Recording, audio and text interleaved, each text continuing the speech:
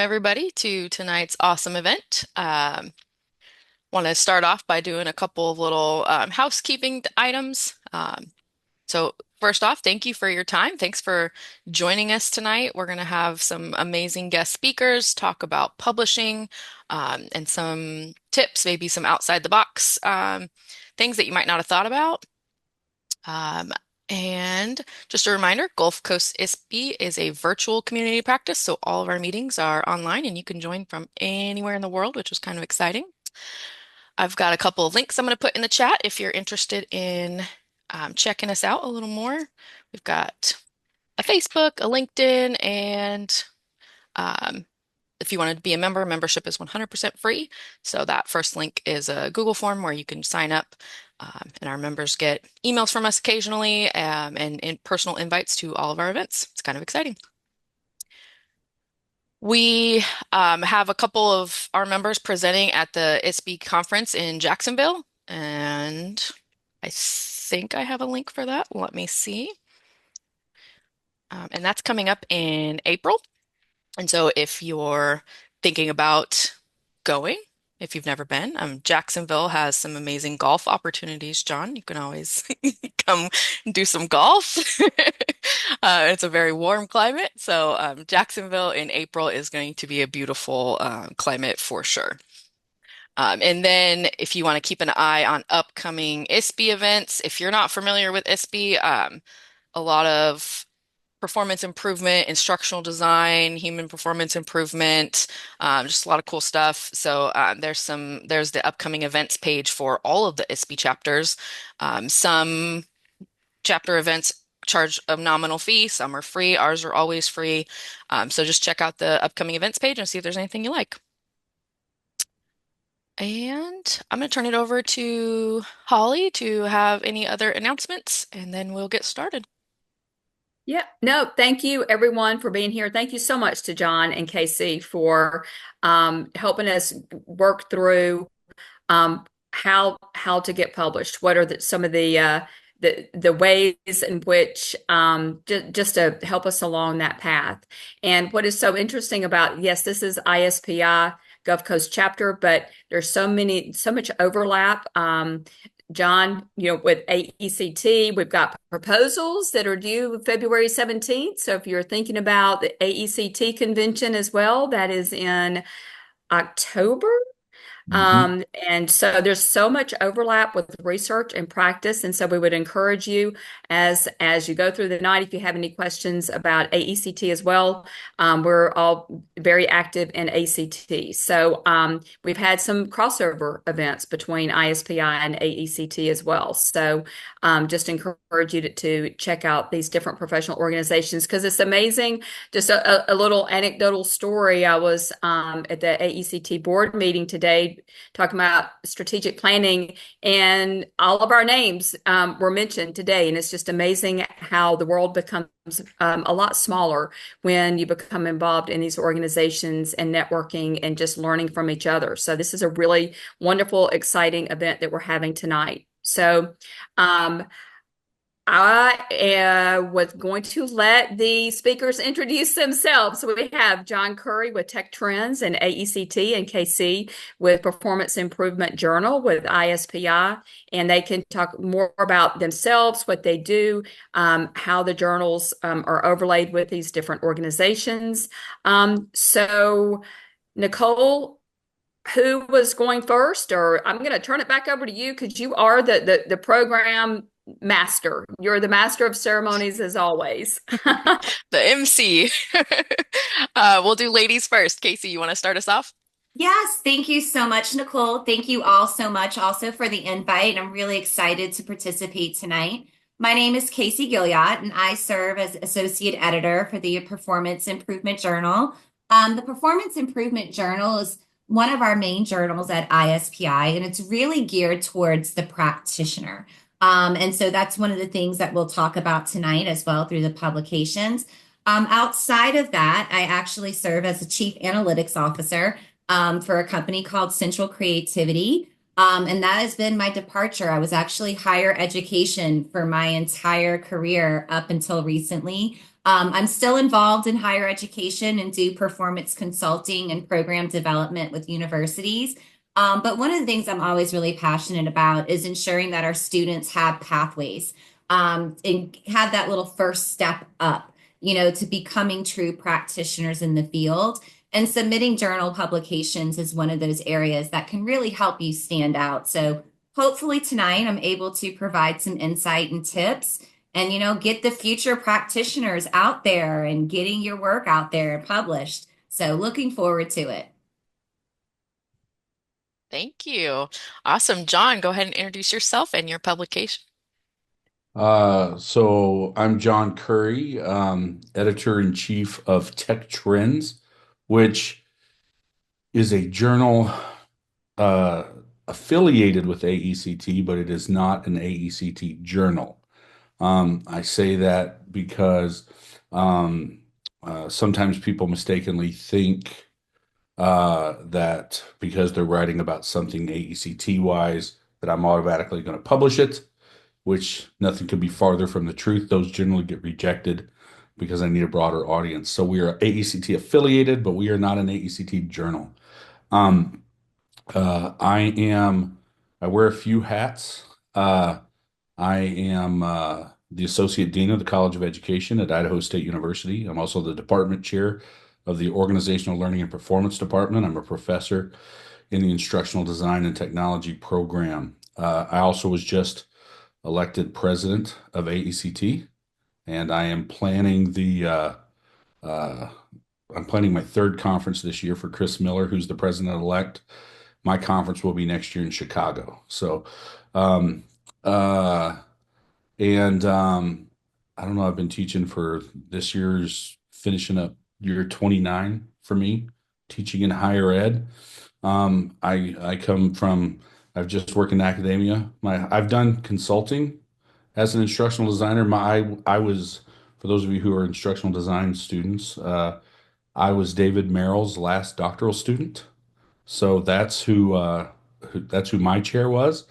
That's who I learned from, and a lot of what I do as an editor and what I think about writing, I got from the man himself. So, but I'm really happy to be here. I appreciate it, and hopefully we can demystify the process for you. Thank you. That would my if I studied under him, that would definitely be like on my resume somewhere. So awesome. Thanks for sharing. I have in the chat, I just put a handout that we prepared, and it's got some links and some information on both of our speakers tonight, and some questions that I had them think about and provide answers to prior. So that's in the chat. And then I put links to both publications, their homepages, and then LinkedIn links for both of our speakers tonight if you want to connect. I know networking is huge. It's how a lot of us get our jobs and makes the world go round. So feel free to add them both on LinkedIn. Um, and that's exciting. All right, let's get into some questions. So tonight, our goal is to kind of talk about publishing and getting the inside tips from editors, right? So we're trying to see like what are the tips that maybe like don't get shared to the public, right? Like these are our friends. We're chatting with our friends that are going to give us the inside scoop and tell us like what not to do. Maybe some funny stories of things that they've seen come through their desk and they're like, "Ooh, don't do that." So we'll start off with just a basic what's going to distinguish a good submission from a great one, right? So when people get to the point where they're going to submit a submission, it's probably pretty good, right? But because no one's going to submit, well, I take that back. I was going to say no one submits a bad submission, but maybe that's wrong. But let's talk about like the difference between just good and average, run of the mill, and then great. Like what's gonna be the one thing that's gonna set me up to be just a little bit more great? And Casey, we'll start with you. Yeah, I think that, for me personally, and from the perspective of the PIJ journal, we don't think of an article as like a list of factors, characteristics, things like that. We kind of want to see how all those things come together and how these factors kind of play into each other. Now, a good article will meet those standards, but a great article will go beyond that. Just as an example, my favorite article this year was an article that was submitted, and what they did was they used the human performance technology model to solve their school zone traffic issue in their community. So it was something that was really innovative. It was something that they thought outside the box, but they still adhered to all the principles and the concepts and methodologies of the human performance improvement model, but they thought outside of the box of a way instead of just a traditional, learning problem. They looked at it from a way that this impacts my everyday life. And so I use that as an example because it's something that you don't traditionally think of how you apply the model, but it also is a really good way to demonstrate creativity, but also a way to demonstrate that the model and the methodology holds true across fields. I like that, the distinction between like an innovative idea, but still following the classic traditional structure Yes, so that and it can that still they be really, published. right, exactly. So they actually utilized the model and all the principles, and they did it. Like I said, it was such a great practical application. But it was also something that was like, no, this is a problem for everyone.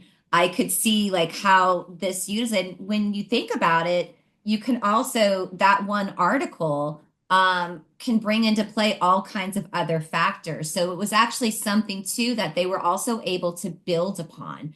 That was something that was very generalizable. I can't say the word right now, but I know that what you you mean. could actually use it to say, hey, look, I have this problem. So it's really about being creative, but also staying true to the methodology and the concept that you're trying to relay to your audience.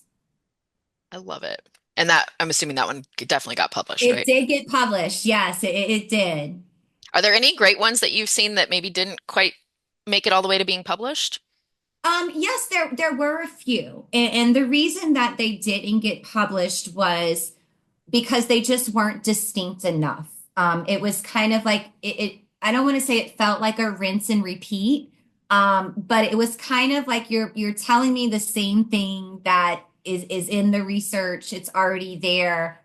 Where's that creativity in the application, or where's the practicality of you utilizing it in this particular situation? So for us, it really is ensuring that we're giving you new ways and new opportunities and new knowledge to take these skills and concepts of human performance improvement and being able to apply them outside of what the traditional thoughts are. So while, the standards are great, we really do like to see, like, for example, AI is so huge right now. We want to see how are you using the model using new emerging technologies and not just the same sort of, I hate to say seminal work because it's so important, but how are you perceiving it and what is your take on the future of the field, not what's already been done?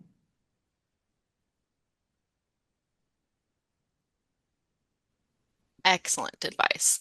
We had a couple people join us in the last minute or so.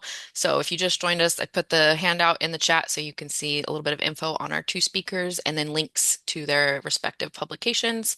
And right now, our question is, what's distinguishing a good submission from like a great one? And so Casey just shared. And so, John, I'm going to turn it over to you. Um, Tell us about a memorable publication, article, and then like what's good versus excellent. Woo, great. Um, so like Casey, how many submissions do y'all get a year, roughly? It varies. Last year, oh, I want to say that there was probably, we tend to put out 4 issues a year. In each issue, we have anywhere from 15 to 25 to choose from, and we typically select 4 to 5. So roughly 75 to 100 articles a year for PIJ. We Hmm. take in, I'm not speaking for PIQ, our other journal. All But those, I would say roughly about 100 to 150 submissions a year is probably a good number. right. I ask to preface my answer. I got almost 350 last year. And so what makes something good is an interesting question because the first thing that makes something good is if it catches my interest in the abstract. Because with as many submissions as I get, and I'm the only one that reviews them at the desk, I don't have an associate editor. Um, so when you're reviewing that many, as terrible as it sounds, it's almost like give me any reason to not move this on for review. Because I can't, you know, I publish 6 times a year, around 20 manuscripts per issue. Um, and so it needs to stand out and catch my interest really, really quickly. Um, so little things like, just poor structure, or your APA is just immediately wrong, those types of things.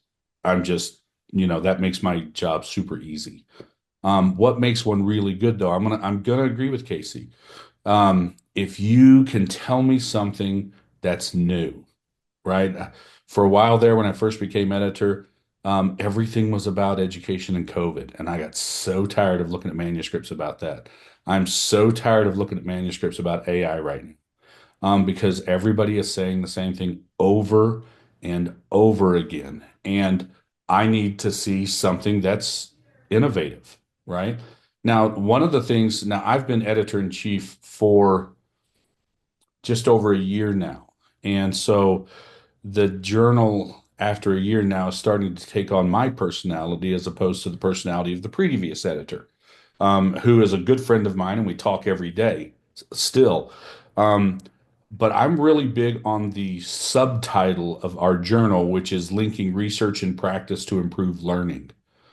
So I really like a good blend. If I see something that can link research and practice, then you're heading down a good road for me. I accept more uh, what would be considered practitioner-based submissions now than the previous editor did because I think that's a really important.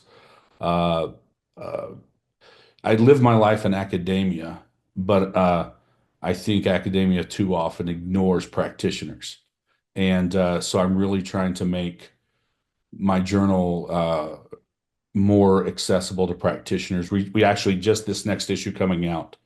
We're starting it's the first of a new column called Design Dialogues, where practitioners are able to submit something that is not a research article, but this is something that they've done, you know, so we can have a voice for just a straight up practitioner piece within the journal. But if you can, it just so my background's in English. I have a bachelor's in English and a master's degree in writing before I came to education. So I'm a big believer. There's a quote by Ursula Le Guin that the first sentences are doors to new worlds. And so if you don't catch me at the beginning, if you don't get me to walk through your door, then you're very unlikely that I'm gonna keep reading. So you've got with me, um, your first hurdles to get me to when I read your abstract. If I can tell your entire article in your abstract, that's really, really good. That's really, really good. If I know what the problem was, if I know what you did, if I know what you found, and I know what it means. If I can find all of that in your abstract, you're going to get me to read further.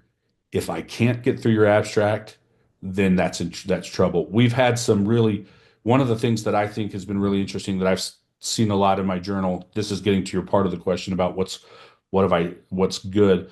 I've had some really good. I've tried to promote as well good literature reviews. And so I've seen some good literature reviews come through the last few months that we've got in the pipeline, the review pipeline right now. I really like a good literature review that helps. synthesize some topic. You know, all too often we are spending our time trying to, find the relevant literature in 3 paragraphs on a topic. And I like a really good literature review. So, yeah, there we go. I hope that was probably way too long-winded. Sorry. That was good. It inspired a question. So, I have like a set list of questions I was going to ask you guys, and then this it just inspired a new question. So I'm going to throw a new question, a curveball at you guys.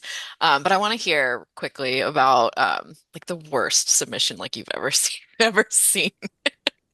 And whoever wants to jump in, or if you want to say I'm going to pass that question, that's totally fine. No, I'm actually because I'm actually there's one kind of going back to John, it just started off poorly from the get-go because they didn't even follow APA format. But wanted to give them an opportunity, knowing that they were a recent, graduate and that their faculty member was co-author on the paper. But I mean, honestly, I'm going to be honest, it was a hot mess. There was no structure to the paper. The introduction kind of went off topic. The lit review didn't really support anything that they were trying to say. Like it was talking about the theory that they were trying to apply to something, but it in no way was supporting what their paper was saying. Also, the methodology, I couldn't even make sense of the methodology. Now, I do tend to give leeway to methodology sometimes. Sometimes it doesn't meet those standards of, okay, you have to have this many study participants, this A, B, and C to check off your box for quantitative, qualitative, or mixed methods. And so it was really disheartening because number one, I felt that, the student obviously didn't have a lot of guidance. But I also kind of felt that they were like, oh, well, I'll just give this a shot and kind of threw something out there. And to me, it was kind of like, well, why am I going to take the time to even read and review your article? And actually, I sent it back saying it's not an APA format. And so I'm not even going to really fully review this. And even the reviewer that we assigned it to was like, I agree. Like, I'm not even going to waste my time, looking at this any further because it was just the way it was structured. And so it kind of goes back to like what John was saying, like, your introduction should be what captures my attention. Your lit review should give me the roadmap, to your thinking. Like, why is this going to, what theories are supporting what you're trying to do? Or how are you identifying the gaps, that your research is contributing to and what's supporting that? As well as having a solid methodology. It doesn't need to meet standards of requirements because sometimes that's just not realistic. But if you can justify why you're not fully quite there, we're going to give you a little bit of leeway. And as long as your conclusion's rational, that's something. But immediate red flags for me are if you're not adhering to APA format, first off, and you're also not adhering to what the journal guidelines are.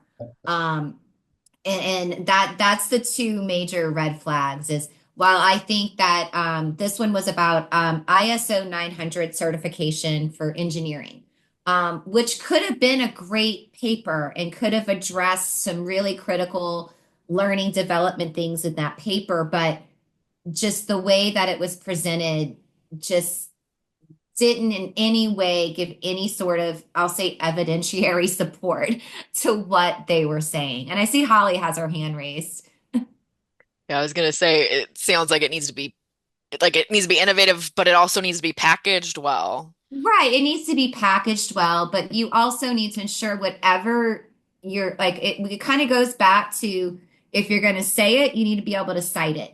Kind of those basic standards that we all learn in our first sort of graduate classes that you can't just go out there and make claims and make it sound really good, using buzzy words and, it can't be flash without any substance.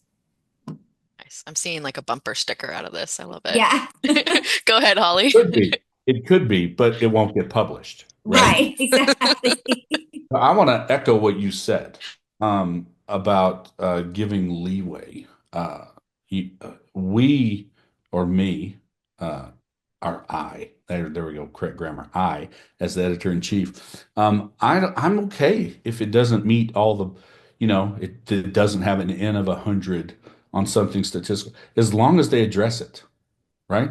Don't act like I don't know that it's supposed to be there, and you have an N of 27 and you act like it's generalizable.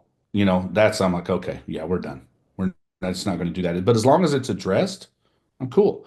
If there's something that's a serious threat to validity, um, as long as you address it, and say, here's what I did these are only as, it's really easy to write that sentence. These results are only as generalizable as this is a representative population or that this particular thing has been controlled for.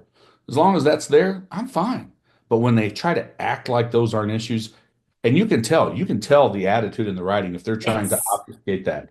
And I'm just like, okay, I'm not gonna, because so on this call, Holly reviews for me and Christy reviews for me. I don't want to send it to them and waste their time. I really appreciate the reviews that are done for me, and I'm not about to send some, and I'm mortified, and it happens every once in a while. I'm mortified when a reviewer sends it back to me and says, "Why did you give me this? This article?" Because it's just, but the reviews are just people's opinions, right? And so sometimes my opinion is, yeah, this is good enough to go, and my reviewers say, you were wrong. Um, but I think the worst one that I got, if you want to ask, is somebody turned in a thing in the entire manuscript, the body of the manuscript, including references, was a page and a half long. And they submitted that for publication, and I just opened it up and chuckled and went back to the editorial manager and rejected it. And I'm just like, no, no, sorry, we're not going to do that. So that was about 6 months ago, and I was like, well, that was nice because then that was another one off the list, so I could move to the next one. Clear in the queue. Yeah. So, Now, I raised my hand, John, because it's exciting about the design dialogues mhm. and kind of the shift to practitioner-based type research. And I was in Tech Trends and I was looking at your the handout, which is fantastic, just the answer to the questions. Are there guidelines to have like a best practice for the flow of these types of journal articles, as I'm learning is and incorporating this more into what we teach our students too, of what would be a good flow or structure for these types of manuscripts that are not what you would typically think, Well, for the say an flow is the academic. flow, right? I mean, everything that you write needs a good introduction. You need to talk about what's been done on the subject, whether you're citing literature or not. You no research does not just appear. I asked in my first graduate class for my master's degree, I'd never read a literature review before. And I remember, week 3, I was so confused. I didn't know how to read a literature review, and it was on composition theory to make it even worse. And I remember asking my instructor or my faculty member, I'm like, what the heck? I don't even know what this. And he said something I've never forgotten. I tell my students all the time, research is like a coral reef. It doesn't just appear, it has to build on what's already there. And so if you don't, so it's got to have a good introduction. You got to show me how you got to where you did. Tell me what you did. And what does it mean? Right? That's if that's there. Uh, because of my background in writing, I don't like to mess with authors' voices. I really that is counterintuitive to me. I write the things that I write and publish are very conversational. It does not sound academic because I find that kind of academic speak very boring, and so I don't write that way. Um, but some people do, but some people don't. So I don't like to mess with the voice of an author. But as long as the things are there and the structure, the same questions have to be answered, for anything. And all writing is persuasion. And so you have to structure it in such a way that you're persuading your reader that what you're saying has merit and value. Yeah, that's Yes. good. Thank you.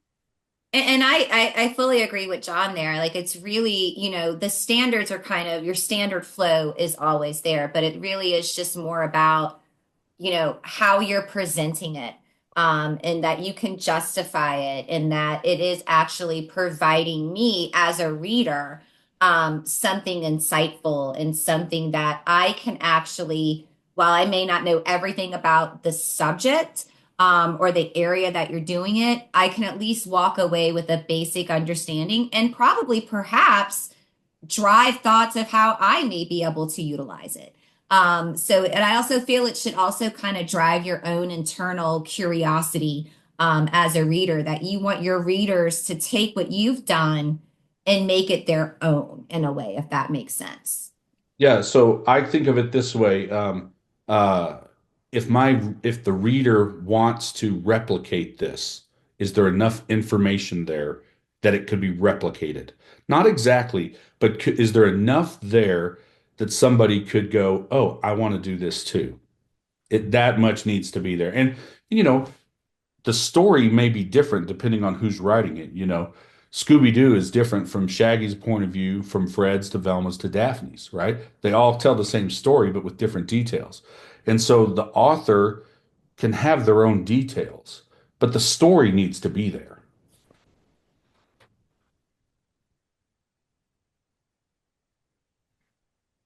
I'm so I've excited. baffled everybody with I have Scooby-Doo.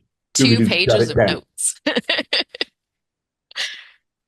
Um, let's talk about common reasons that you just scratch one off your list. You're like, No, this is no go." Like John, earlier you were talking, like you go through the abstract and you're just like, give me a reason to just throw this one away. Like, tell me about some of those things. Like, what do you get to in an abstract or in the first paragraph, and you're like, nope, this That's one's not going in even the the biggest fire. reason.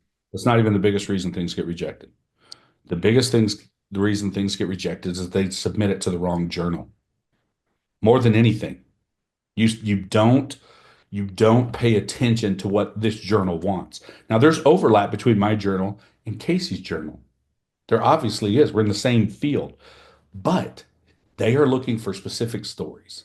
I am looking for similar but a different focus of the same stories. And so, if you submit it to the wrong journal, that is the quickest way something gets rejected. Now, I reject a lot of things and I get a lot of things wrong because they stop reading at tech, right? Mhm. And so I get things that are just, you know, commercials for some technology somebody has created, you know, and they don't ever link research and practice. Those are easy. Or I'll just get things like from engineering or manufacturing engineering or industrial technology, and I get those things and, that's, no, sorry, wrong journal. Or they don't beyond that, the next thing is they don't follow the submission guidelines. And Casey just covered that earlier. And those are published. I mean, that's just easy stuff. And to me, it's like, look, if you're not going to pay attention enough, if you're not going to put in the time to follow these really simple instructions that are right there for you, then you haven't convinced me that I should take my time. And then beyond that, and this is especially true, I have found, if something that is written that's very place-based, right? So maybe it's an international thing, something that's happening in Bangladesh or China or India, or even it could be somewhere in the United States, but it's really tied to place. And they don't ever take what they did and pull it out of place and let me see how it applies beyond the place.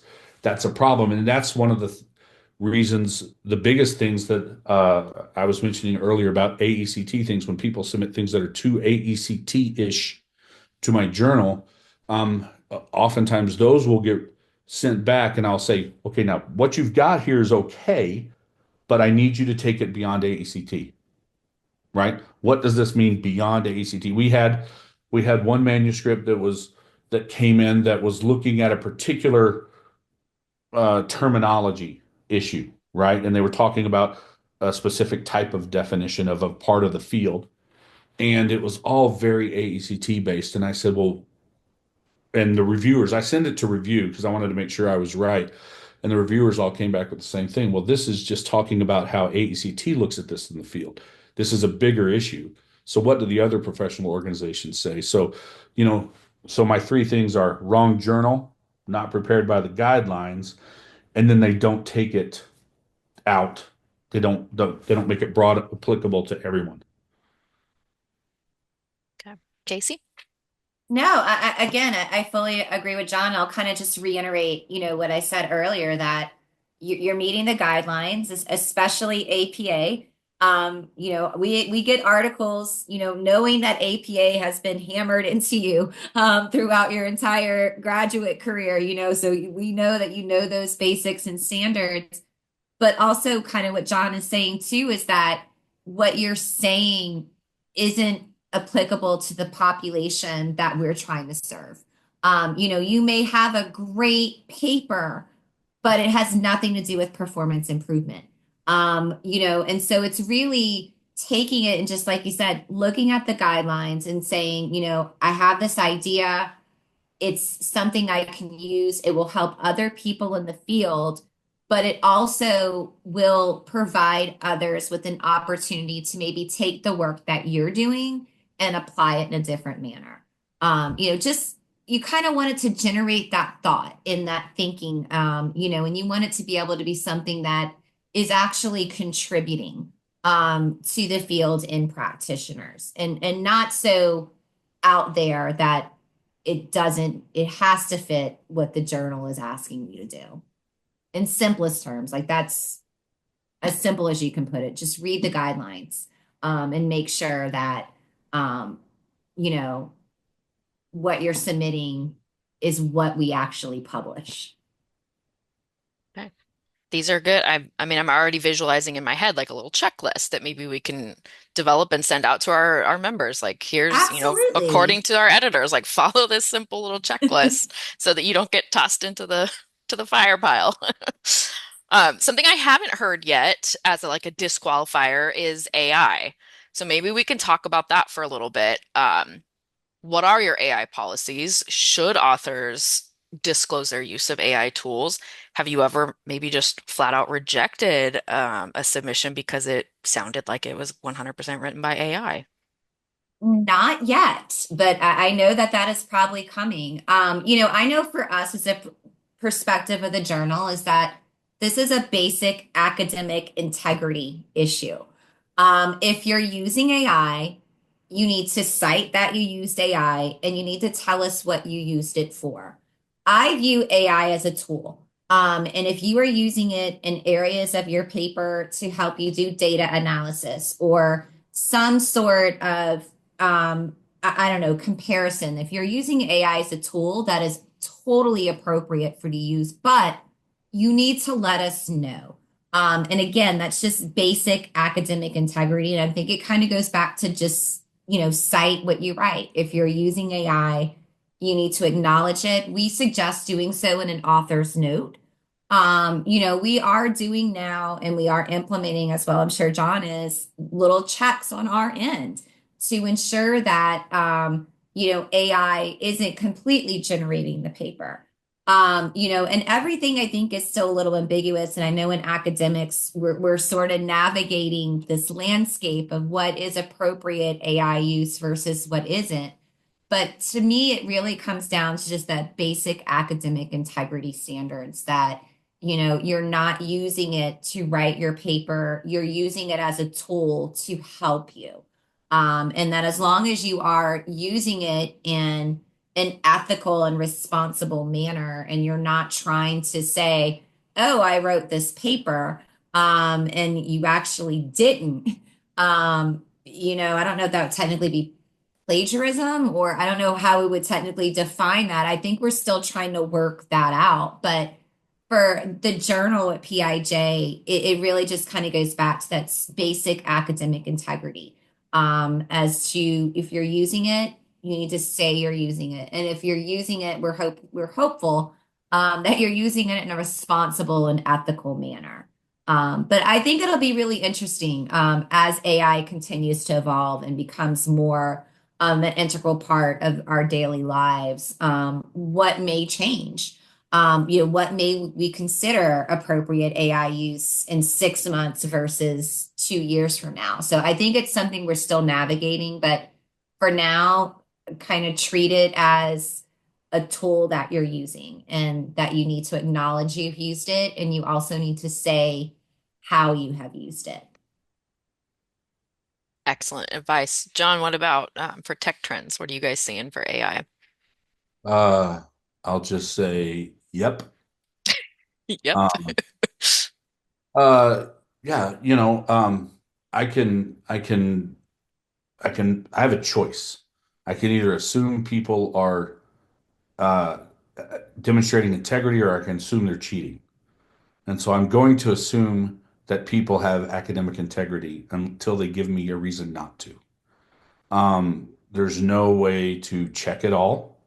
Now, one of the things that I do have at my that's beneficial to me is the submission system through Springer. Before I ever see it, it's run through a system that checks already.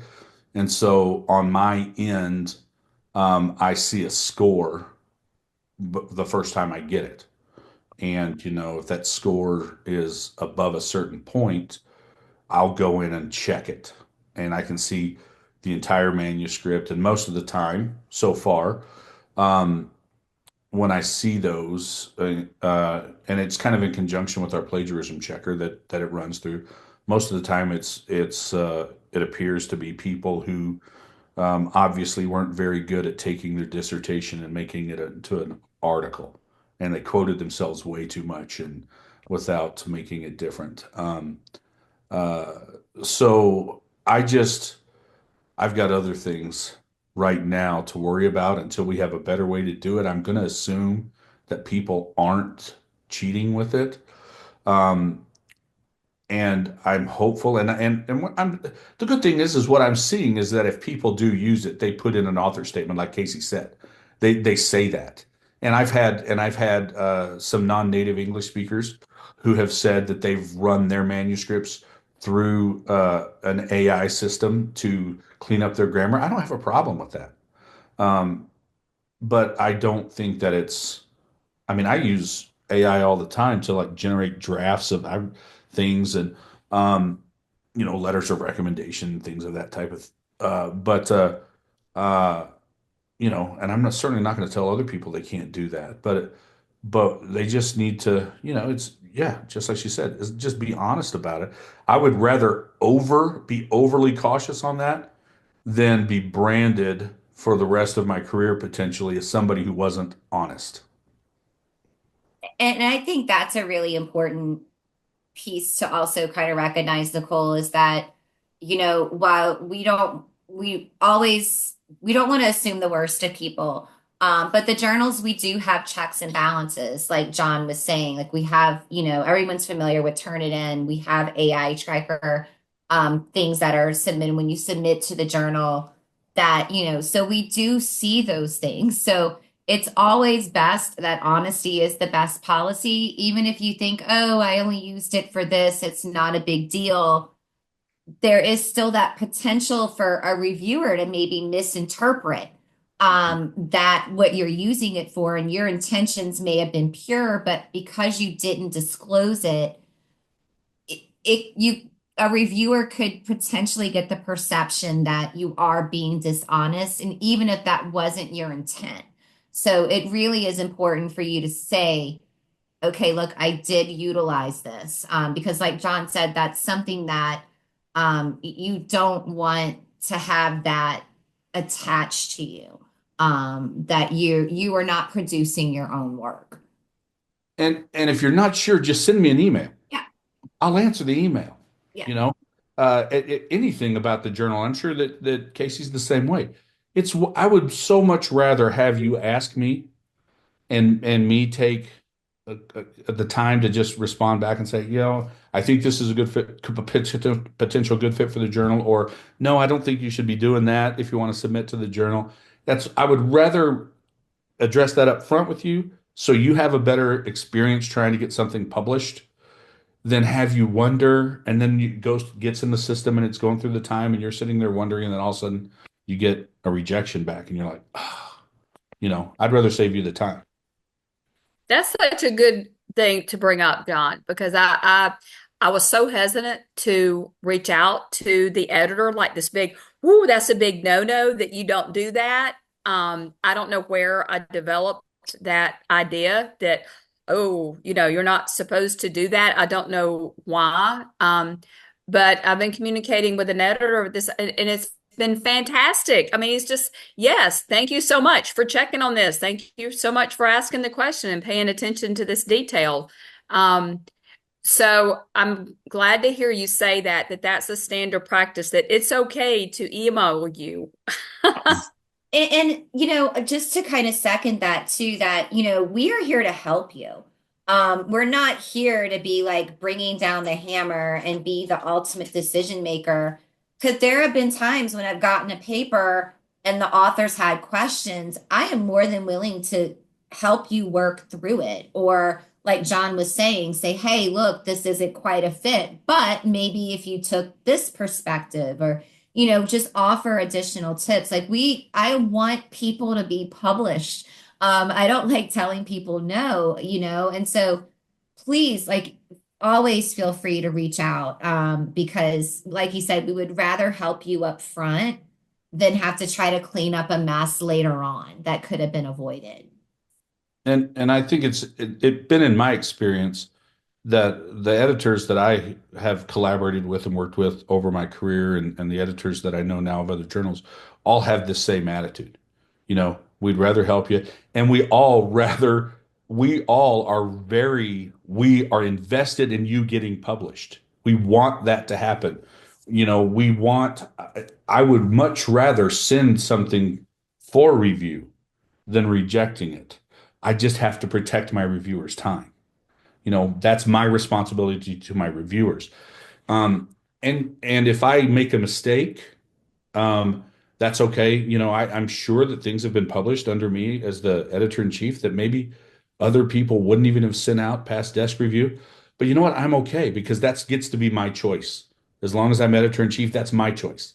And I am going to, if I'm going to make a mistake, I would rather make a mistake on publishing something that maybe wasn't as good, as opposed to rejecting something that should have gone through. You guys are clearing up a lot of maybe misconceptions that I've had in my head, and I've never submitted anything for publication. I'm a total newbie, and so I'll just be upfront about that.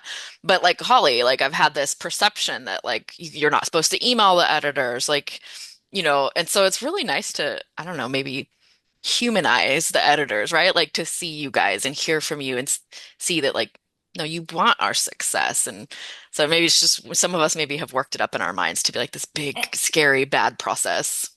And I know Dr. Vieira, who's our editor in chief, he, like me, has been higher education his entire career. And I think that, when you're in that mode of, trying to push your babies out of the nest, and get them out into the real world, that you do continue to take that with you. And so you always want to give people the opportunity, to have a chance to get their work out there and for others to read it. Because you Yeah. never know what article may be the next game changer, though, too. You never know. I may not think it's a game changer, but John may read it and be like, oh my God, this has upended our entire industry. Like, this is amazing, So again, like we always want to help, get published. And so definitely always reach out. You know, uh, Merrill, one of the things Merrill always said to us as students was we have a responsibility to be part of the conversation. Whether we're right or we're wrong, our responsibility as professionals is to participate in the conversation. So I want to help people be part of the conversation, and I want to help them feel safe in being part of that conversation. And the truth of the matter is, I was talking with a graduate student from another university yesterday, and I told him, I said, look, I write 6 columns a year, and I write my editorial columns very differently than the previous editor, and I try to address issues in the field that I see. And every single time I write one of those things, 30 years into this, I wonder if people are going to think I'm stupid, and, just like, oh my gosh, how's this going to be received? And I've written a couple over the last year that some people didn't like and some people did like, but I'm like, great, people are talking. And I think these are important topics. So I want people to be part of the conversation. The other thing is, I tell my students this all the time, 79.5, right? 79.5 rounds up to a B, and that's good enough. So I don't ever expect anything in my journal to be 100%. If it's 79.5, I will bend over backwards to help them get published because that's good enough. And so, we do ourselves a disservice, especially writing, thinking that we have to, that we're Mozart with no corrections on the paper. That's ridiculous. Ernest Hemingway said it best. How do you write? You open up a vein and bleed all over the page. That's what it is. And so I don't want to discourage that process. It just has to be good enough. It doesn't have to be perfect. I like that. This is I don't maybe and we have this recording and we'll send it out to our members, and I know we have a lot of graduate student members that maybe have some of the same reservations that I have, like, oh my God, I'm just a graduate student or a recent graduate and it has to be perfect. And so I think this is really reassuring advice for our members and for a lot of our grad students and some of our recent graduates that you just have to be. I mean, this is a good tagline, 79.5. Like, you just have to be I do. I right love there. that. I love All that. of my Because students know that. yeah, You can ask them, 79.5.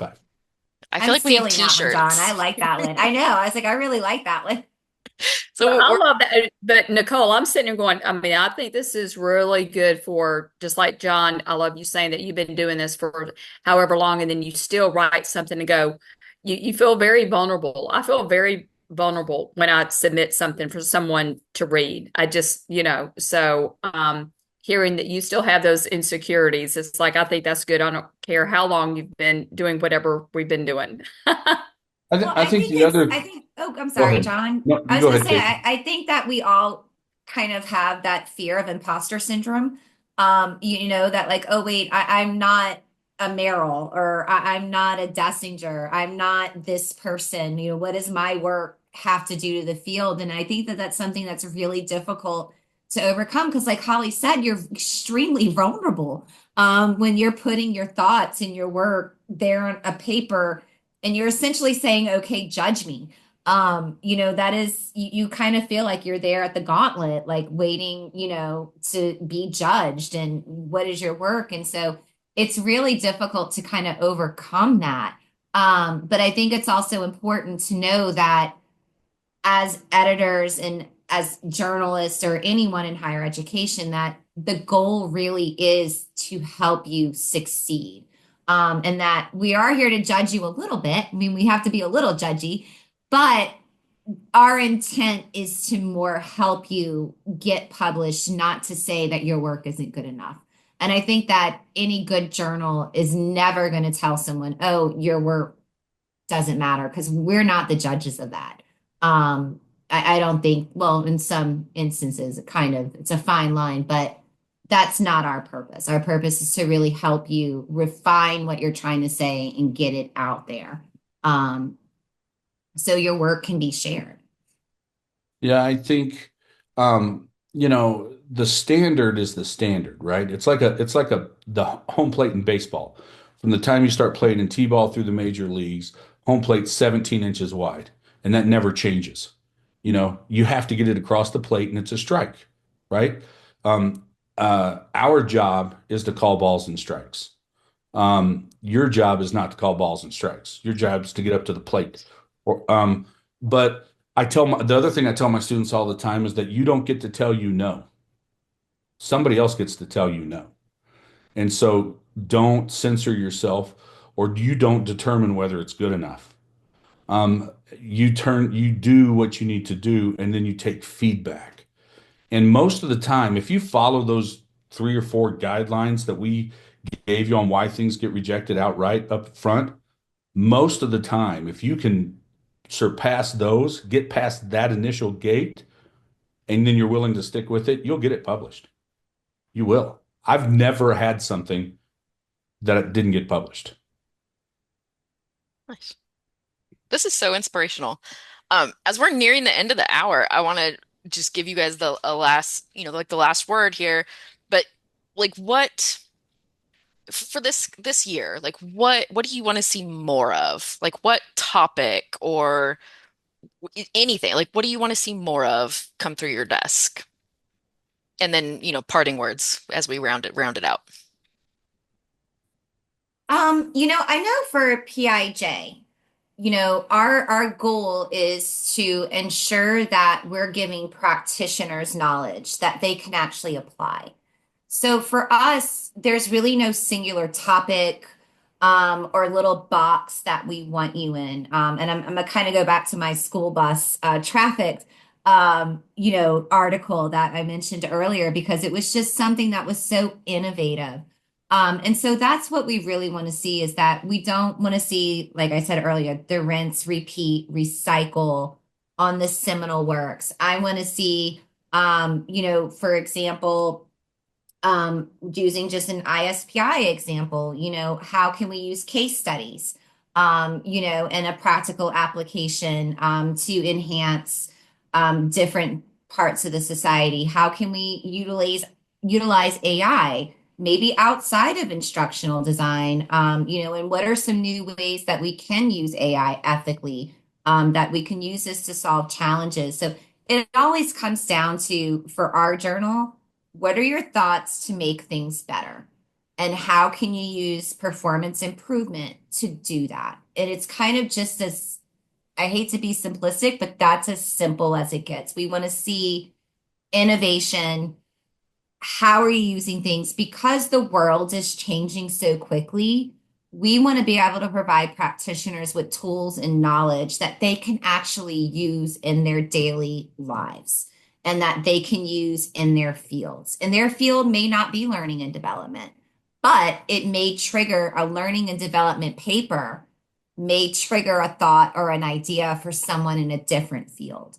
So we really just kind of just find I hate to keep going back to innovation, but just ways that we can take new ideas and that practitioners can build their knowledge to just be able to go out there and really utilize the knowledge in the journal that they have in their own areas.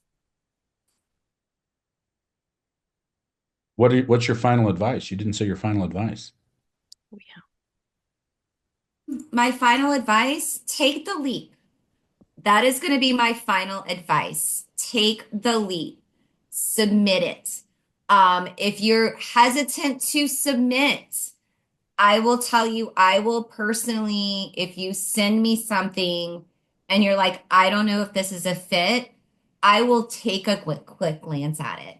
I may say, hey, this isn't a fit for PIJ, but you need to talk to John. But take the leap. That's probably my biggest piece of advice because it is scary. I agree, it's scary. But take the leap and take the chance on yourself and know that the journals are here to support you. Is probably my biggest takeaway and final piece of advice. Awesome. What do I want to see? I I'm trying to expand the types of articles that my journal is publishing. I mean, it's a research journal. It is. I mean, Tech Trends started off as a newsletter, like 50 years ago. And it's now, I think last I looked, it's number 12 or 13 on Google's list. So it's a research journal. But I think research can be interpreted a lot of different ways.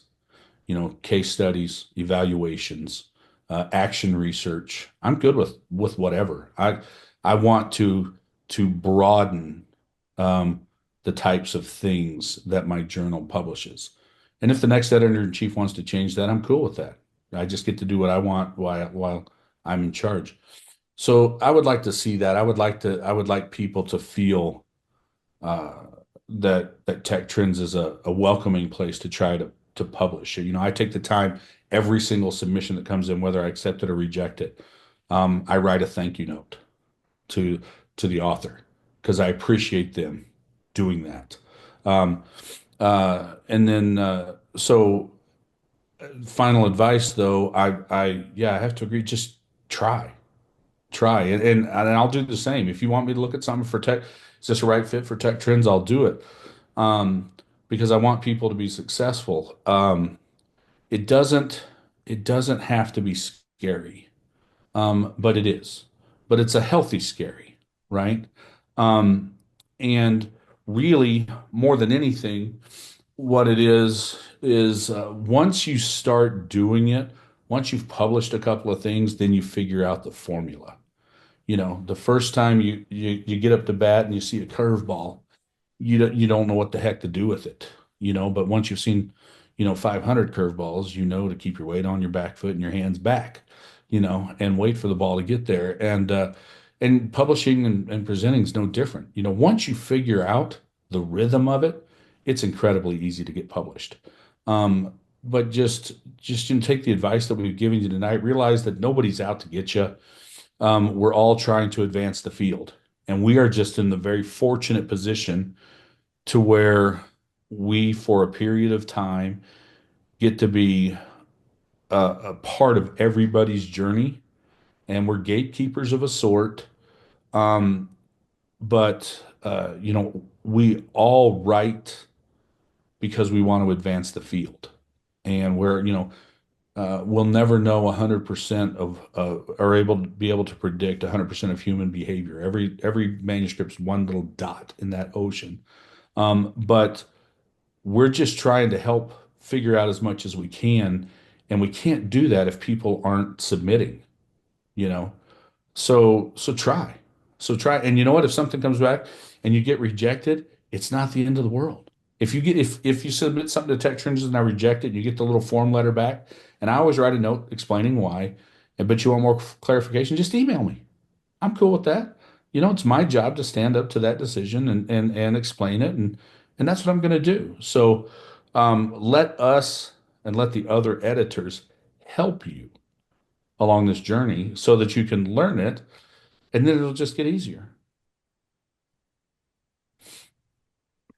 This was very enlightening, very inspirational. I think our members are going to appreciate this. And I know Dr. Hanley a lot of times will take some of our videos and give them to her grad students in class and say, you're going to watch this and write your takeaways and submit it. So I feel like your words of wisdom are going to live in infamy for a while through our membership and through a lot of our professors that share these recordings with their classes. So um, I genuinely appreciate both of you, your time and kind of helping to demystify maybe some of these incorrect stigmas and beliefs that maybe some of us have had, as we've gone through our lifetime of education, right? So I think we all maybe come with different perspectives and attitudes about what to expect, and you've kind of broken those barriers for us a little bit tonight, and so I appreciate that. Well, So you just remember that what you have to say is just as important as what I have to say. Yes. No, what nobody's opinion is any more important than any other. Mhm. there's kind of this And stigma though yeah, about publishing, right? Like it's got to be groundbreaking to right. be published, and No. who am I to say that I'm groundbreaking? No, no, I Again, we get mean, to call balls and strikes. That's yeah, us, not That's you. true. exactly. It's good. That's good advice. All right, well, I'm going to go ahead and stop the recording, and then we can hang on for any questions or chit chat.